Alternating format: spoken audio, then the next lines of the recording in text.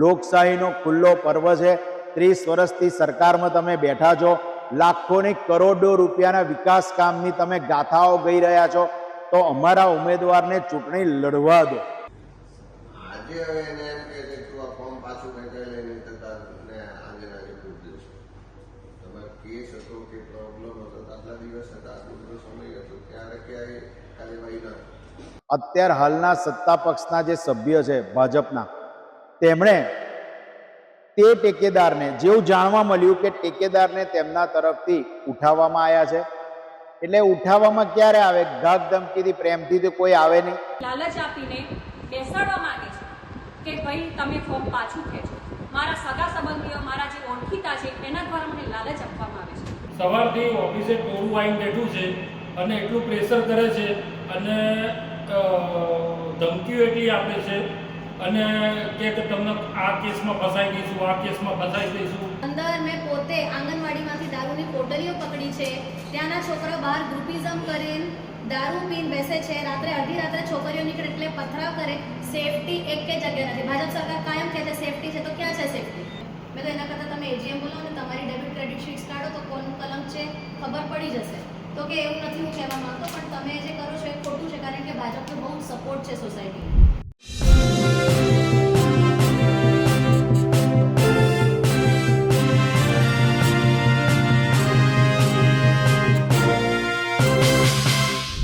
સ્થાનિક સ્વરાજની ચૂંટણીઓ જીતવા માટે ભાજપ સામ દામ દંડભેદ એ તમામ પ્રકારની વસ્તુનો ઉપયોગ કરી રહી છે। આ આરોપ અત્યાર સુધી આમ આદમી પાર્ટી લગાવી રહી હતી અને હવે આ આરોપ સીધી રીતે કોંગ્રેસ લગાવી રહી છે। મહત્વપૂર્ણ બાબત એ છે કે કોંગ્રેસના પ્રદેશ અધ્યક્ષે આ અંગે ચૂંટણી પંચમાં ફરિયાદ તો કરી છે, પણ તેમના જુદા જુદા જે ઉમેદવારો છે તે પણ ફરિયાદ કરી રહ્યા છે કે તેમને ધમકાવવામાં આવી રહ્યા છે, તેમને લોભ લાલચ આપવામાં આવી રહી છે। નમસ્કાર, હું છું ચિંતામણી પુત્ર અનિલ પટેલ। સ્વાગત છે આપનું અમારા કાર્યક્રમમાં। આવો સાંભળીએ કેવી રીતે અમિત ચાવડા જે છે તે ફરિયાદ કરી રહ્યા છે, એ સિવાય જે વિવિધ એમના એટલે કે કોંગ્રેસના જે ઉમેદવારો છે જે ફરિયાદ કરી રહ્યા છે એ શું કહી રહ્યા છે અને ભાજપ ઉપર કેવી રીતે ગંભીર આરોપ લગાવી રહ્યા છે। ગ્રામ પંચાયતોમાં પોલીસના કર્મચારીઓને ગયા છે। ફોર્મ ભરાઈ ગયા પછી પણ સતત રોજે રોજ પોલીસ ડિપાર્ટમેન્ટ કોંગ્રેસ પક્ષની ઓફિસોમાં જાય, તમારા કેન્ડિડેટોની યાદી આપો, કોણ કોણે ફોર્મ ભર્યા છે, એને ઘરે જાય કે તમે કેમ ભર્યું છે એવી ધમકીઓ આપે। ચૂંટણી લડવાનું તમારું કામ નથી। હમણાં જ ગાડીમાં 10-15 મિનિટ પહેલા મારી જ કોન્સ્ટિટ્યુન્સીમાંથી ફોન આવ્યો કે જે કેન્ડિડેટે તાલુકા પંચાયતનું ફોર્મ ભર્યું છે એનો ટેકેદાર છે, એને બહુ જૂનો 138નો કેસ હશે ચેક રેટ। આજે હવે એને એમ કે તું આ ફોર્મ પાછું ખેંચાઈ લઈને ને આજે પૂછ દેશે। તમારે કેસ હતો કે પ્રોબ્લેમ હતો, આટલા દિવસ હતા, આટલો બધો સમય હતો, ત્યારે ક્યાંય કાર્યવાહી ના। સુરતમાં એસઓજીના જે ત્યાંના પોલીસના લોકો છે એ લોકો ત્યાં અમારા કેન્ડિડેટને, ત્યાં અમારા પ્રેસિડેન્ટને ત્યાં વારંવાર ધમકીઓ આપે છે। એની લેખિત ફરિયાદો આપી તેમ છતાં કોઈ એક્શન નથી। અહીંયા આગળ બી આણંદ જિલ્લામાં આજે તારાપુરની વાત છે, પૂનમભાઈ પરમારમાં એક્સિડન્ટ એનો ફોન આવ્યો, એમની પેનલમાં 4 નંબરમાં ડિમ્પલબેન કરી લડે છે, એમને ફોર્મ પાછું ખેંચવા પ્રેશર કરતા હતા, નહોતું એ થયું। તો આજે એલસીબીના પોલીસ વાળા એમનામાં જ પૂછપરછ એક કેસમાં કરવી છે એમ કહીને એના હસબન્ડને ઉઠાઈ ગયા। લાવો એ કલોલની પણ ફરિયાદ છે, ત્યાં તો બધા આવેદનપત્ર પણ આપ્યું, ત્યાં તો નામ જો બધા અધિકારીઓના નામ સાથે કમ્પ્લેન આપી છે, બરોબર। એટલે એવા અનેક કિસ્સા આખા ગુજરાતમાં છે। વારંવાર અમે ત્યાં કલેક્ટરોને પણ ધ્યાન દોરીએ છીએ, ત્યાં એસપીને પણ ધ્યાન દોરીએ, પણ કોઈ કાર્યવાહી થતી નથી। હજુ આજે પણ એવો પ્રયત્ન થાય છે, કાલે છેલ્લો દિવસ છે, મેક્સિમમ પ્રયત્નો એવા થાય છે કે ગમે તેમ કઈ પોલીસ અને પ્રશાસનનો દુરુપયોગ કરીને ફોર્મ પાછા ખેંચાય। ઘણી જગ્યાએ તમારા આરઓજેપી જેટલા છે બધા એવા છે, હું નથી કહેતા, પણ ઘણા લોકોએ એની પ્રોસેસમાં પણ ખૂબ પાર્શિયાલિટી રાખી। કે આણંદની ગઈકાલ વાત કરું તો એક ચૂંટણી અધિકારી સામેના પક્ષે ઓબ્જેક્શન લીધું કે શૌચાલય નથી, ઓબ્જેક્શન લીધું ઇટ્સ ઓકે, પણ શૌચાલય નથી પેલા એ ડિક્લેરેશન આપ્યું છે કે મારે ઘેર શૌચાલય છે, એનું વેરિફિકેશન કરાવવાનું થાય તો તલાટી પંચ કેસ કરવા જવાનું થાય, તેનો ટાઈમ તો લાગે।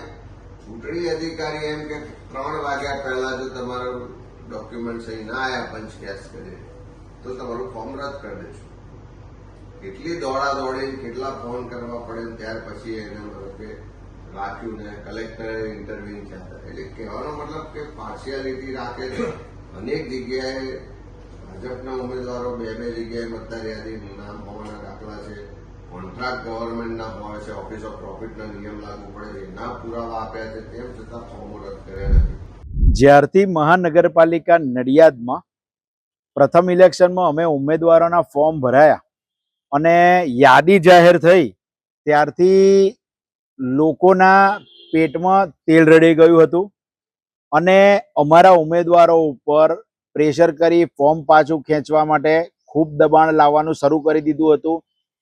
એમાં વોર્ડ નંબર 8ના એક ઉમેદવારને ધાકધમકી પણ આપવામાં આવી, જેનો સ્ક્રીનશોટ શેર કરેલો છે તેઓએ પોતે. બીજું કે આજે સવારે એક મેસેજ આવ્યો કે અમારા વોર્ડ નંબર 10ના ઉમેદવાર અલ્પાબેન રિંકેશભાઈ લખમાણીના ટેકેદારને એમની સામે જે ઊભા રહ્યા છે અત્યાર હાલના સત્તા પક્ષના જે સભ્ય છે ભાજપના, તેમણે તે ટેકેદારને જેવું જાણવા મળ્યું કે ટેકેદારને તેમના તરફથી ઉઠાવવામાં આવ્યા છે. એટલે ઉઠાવવામાં ક્યારે આવે? ધાક ધમકીથી, પ્રેમથી તો કોઈ આવે નહીં. એટલે એમને ઉઠાઈ અને નડિયાદ કલેક્ટર કચેરીમાં અમારા ઉમેદવારનું ફોર્મ રદ કરાવવા માટે એ લોકોએ નોટરી કરી અને વાંધો રજૂ કર્યો હતો.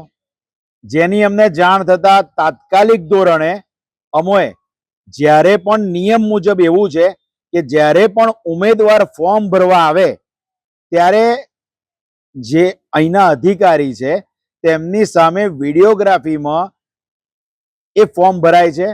તેમના દરખાસ્તદારો અને ટેકેદારો એમાં સહી કરે છે અને તેમને ફોર્મ નંબર 8 આપવામાં આવે છે, જેની અંદર ઉલ્લેખ કરેલો હોય છે કે ભાઈ તમારા દરખાસ્તદાર ટેકેદાર સાથે તમે આ તારીખે આટલા વાગે તમારું ફોર્મ ભરેલું છે.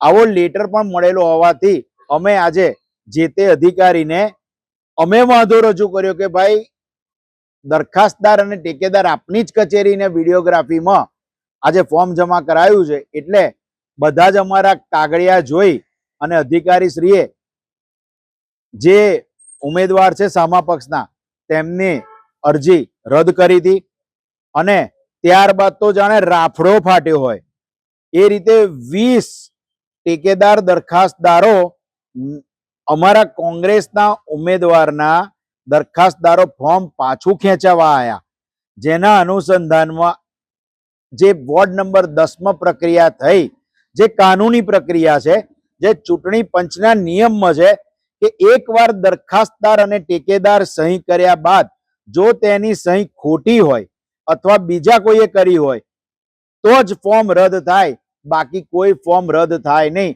એટલે અમારા 50 જે ઉમેદવારો હતા એ 50 ઉમેદવારોના ફોર્મ અત્યારે અમને યાદી આપવામાં આવી છે, માન્ય રાખવામાં આવ્યા છે.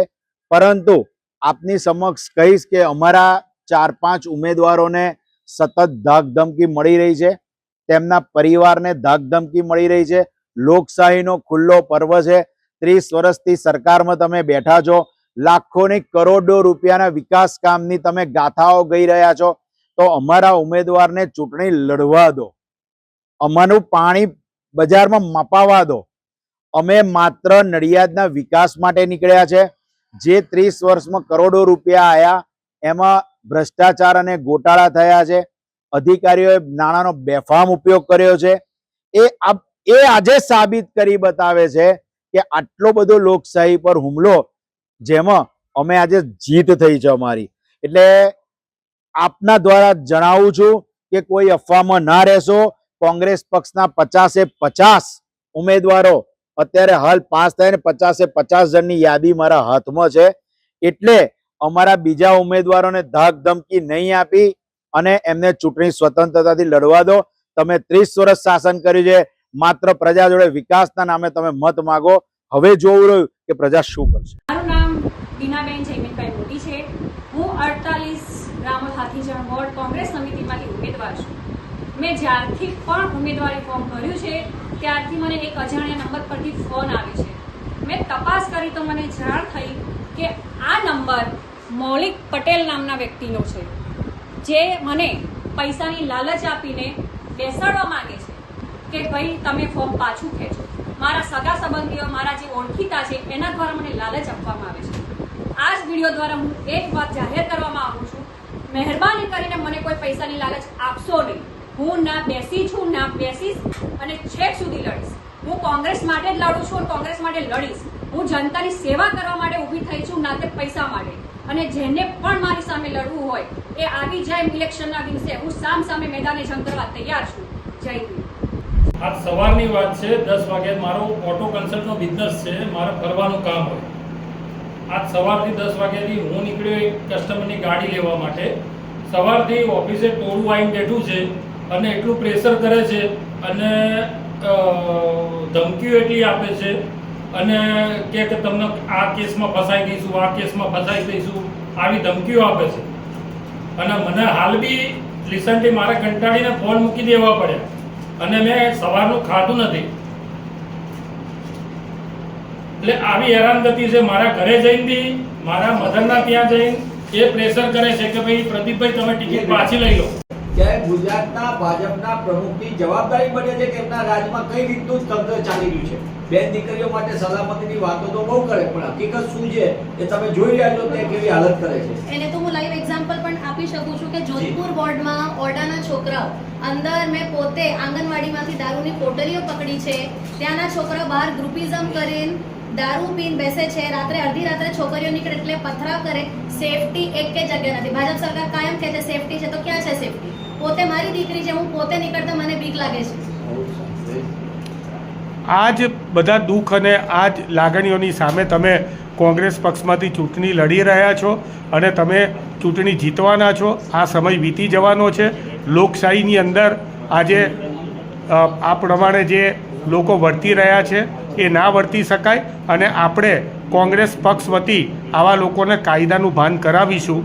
અને તમે 26મી તારીખ સુધી અડગ આ જ પ્રમાણે રહેજો અને મને વિશ્વાસ છે કે આપણા વોર્ડની જનતા જે છે એ તમને જીત અપાવશે. મને એવું કીધું કે બેટા એવું ખબર પડી કે તું ઊભી છું તો બેટર છે કે તું તારું નામ પાછું લઈ લે, કારણ કે સારું ના લાગે.